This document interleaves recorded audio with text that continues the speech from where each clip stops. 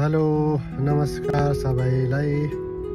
आज यो हाम्रो मोबाइल ब्याट्रीको विषयमा सानो भिडियो लिएर आएको छु। हाम्रो मोबाइल ब्याट्री भनौँ या हाम्रो पावर ब्याङ्क ब्याट्री दुईवटामा लिथियम आयन ब्याट्री युज गरेको हुन्छ। यो ब्याट्री चाहिँ जुन चाहिँ हाम्रो अर्डिनेरी ब्याट्री जस्तो होइन, यो ब्याट्री चाहिँ अलिकति सेन्सिटिभ टाइपको हुन्छ र यो ब्याट्रीमा अलिकति पनि तपाईँले चोटपटक पुर्याउनु भयो भने यो ब्याट्रीले आगो लगाउन सक्छ। यो ब्याट्रीलाई तपाईँले कुनै बेन्ड गर्नुभयो या केही चोटपटक या केही ड्यामेज गर्नुभयो भने यसले आगो फायर स्टार्ट गर्छ र जुन फायरले गर्दाखेरि तपाईँको धनजनको क्षति हुनसक्छ। तपाईँले यो माथि भिडियोमा हेरिहाल्नुभयो, कुकुरले मोबाइल टोक्दा पनि घरमा आगो लागेको छ।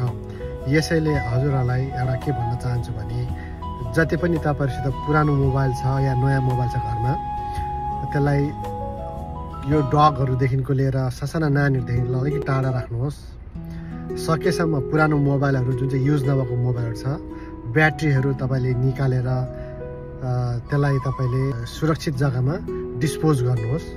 त्यसलाई तपाईँले छेडखानी नगर्नुहोस्, चोट नपुर्याउनुहोस्।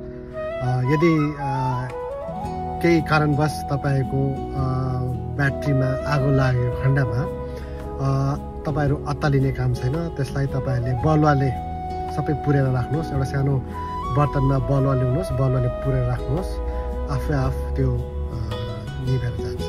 तर यसलाई तपाईँले पानी ल्याएर मार्छु भन्ने भुल चाहिँ नगर्नुहोस्। यसलाई पानीले तपाईँले यसको आगो बुझाउनु सक्नु हुँदैन। यसैले सेफ रहनुहोस्, सेफ बस्नुहोस्। ह्याप्पी दिवाली।